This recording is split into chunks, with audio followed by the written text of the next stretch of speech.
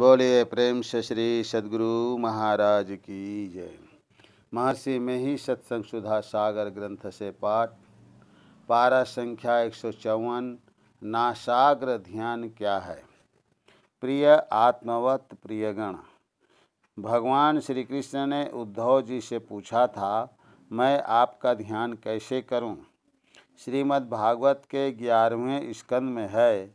भगवान ने कहा कि पहले मेरे सर्वांग का ध्यान करो, फिर कहा केवल मुखार बिंद का ध्यान करो, फिर कहा उसको भी छोड़कर शून्य में ध्यान करो।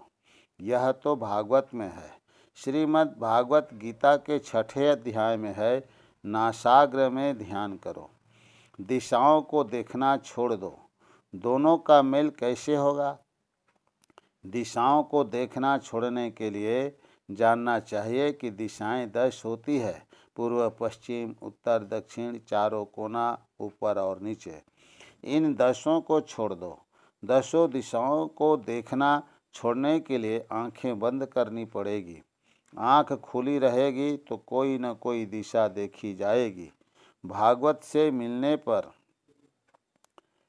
यह होगा कि दिशाओं को नहीं देखते हुए भगवान के संपूर्ण रूप का, फिर चेहरे का, फिर शून्य का ध्यान करो।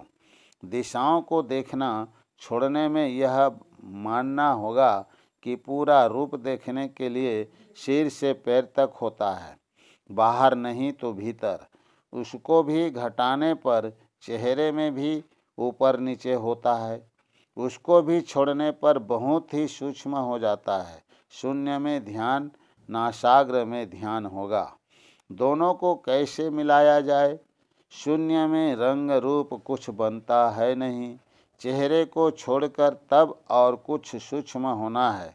जैसे सर्वांग से चेहरा कम फैलाव होता है और उससे भी कम फैलाव होना चाहिए, वह है बिंदु। बिंदु का स्थान है, परिमाण नहीं। इतना सूक्ष्म कि परिमाण विहीन हो जाए। शून्य ध्यान कहो चाहे बिंदु ध्यान कहो, एक ही बात हो जाएगी। गीता और भागवत दोनों की एक ही बात हो जाएगी। संतवाणी में भी शून्य ध्यान करने कहा है, कहीं कहीं बिंदु ध्यान भी कहा है, कहीं कहीं बिंदु को तिल भी कहा है। उपनिषद में बिंदु को उत्तम ध्यान बताया है, परम बिंदु कहा है। बाहर में छोटे से छोटा चिन्ह को लोग बिंदु कहते हैं, सो नहीं। परम बिंदु भी कहा है, तेजो बिंदु भी कहा है। बीजाक्षरम परम बिंदु नादम तस्योपरि स्थितिनम सशब्दम चाक्षरे क्षिणे निशब्दम परम पदम। ध्यान बिंदु उपनिषद। अर्थात परम बिंदु ही बीजाक्षर है, उसके ऊपर नाद है। नाद जब अक्षर अनाश ब्रह्म में लय हो जाता है तो निशब्दम परम पद है। तेजो बिंदु परम ध्यानम विश्वात्म हृदय संस्थितम। हृदय स्थित विश्वात्म तेजस स्वरूप बिंदु का ध्यान परम ध्यान है। समझने की बात है कि आप देखते हैं कि सूर्यमुखी पत्थर होता है। सूर्य की तरफ स्थिर करके रखने से सूर्य की किरण उस पर स्थिर होने से एक ज्योतिर्मय बिंदु हो जाता है। उसको स्थिर रखो तो आग भी लग जाती है। प्रयाग में एक बार प्रदर्शनी थी।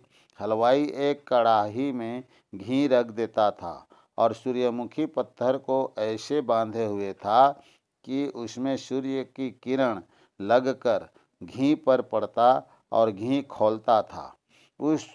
वह उसी में पूड़ी छानता था। लोग तमाशा देखने जाते और मोल ले लेकर खाते। इसी तरह आपके शरीर में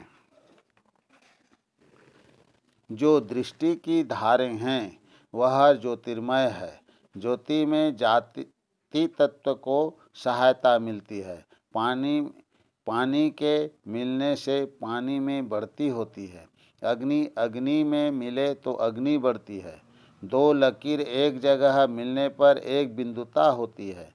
दृष्टि स्थिर हो तो जो दो दृष्टिधार की लकीर है एक मिलती है और ज्योतिर्मय बिंदु उत्पन्न हो जाता है। दृष्टि स्थिर होनी चाहिए। दृष्टि स्थिर रहेगी तो प्रकाश हो जाएगा। लोग कहते हैं शून्य में क्या पाओगे? सूर्य कहाँ है?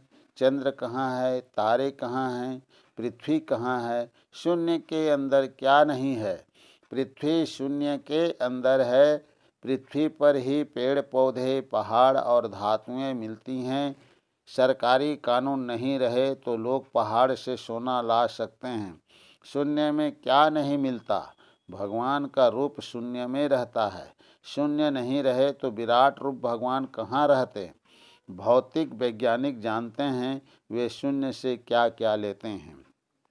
दृष्टि योग का ध्यान जो शून्य में होता है लोग समझ नहीं सकते हैं। दृष्टि को संभाल कर एक जगह रख नहीं सकते हैं। मन को संभाल नहीं सकते हैं। मन भागता रहता है। प्रत्याहार में वह हारता है। मन भागता है। समेट कर लाइए, इसी को प्रत्याहार कहते हैं। बारंबार प्रत्याहार करते करते धारणा होती है। मन थोड़ा टिकता है, फिर ध्यान बनता है, तब प्रकाश का दर्शन अवश्य होता है। उस समय विषय वासना नहीं रहती। ठीक ठीक ध्यान बने तो समझ में आ जाएगा कि शून्य ध्यान में क्या होता है। संपूर्ण शरीर से चेहरा पर माया तो फैलाव से सिमटाव में आया, फिर उसमें भी सिमट गया। जब दृष्टि साधन की क्रिया की। ज्योति बहुत प्रकार की है, सब ज्योतिर्मय रूप ईश्वर के हैं। उस रूप के अंदर ईश्वर व्यापक है, इसलिए उसको हिरण्यगर्भ कहते हैं। हिरण्य अर्थात सोना यानी प्रकाश। प्रकाश के अंदर जो है वह है हिरण्यगर्भ। संत लोग कहते हैं अंतर्नाद भी मिलेगा। नाद जहाँ विलीन होगा वह परम पद होगा। कहने के लिए थोड़ा है, लेकिन करते करते बहुत समय लगता है। अंदर में बहुत प्रकार के शब्द होते हैं। सातएं सात सहस धुनि उपजे, सुनी धुनि आनंद बाढ़े। सहज ही दीन दयाल दया करी, बुड़त भवजाल काढ़े। संत धरणीदास। शून्य के बिना शब्द नहीं मिलता। ज्योतिर्मय बहुत बहुत रिद्धि सिद्धि का बल मिलता है, शब्द में और विशेष मिलता है। इसलिए सतगुरु सब कुछ दीन देत कछु ना रह्यो, हम ही अभागिन नारी सुख तजी दुख लय हो। संत कबीर साहब। ऐसी कुंजी दे दी है कि उसको खोलकर देखो तो कितनी चीज़ें मिलती हैं।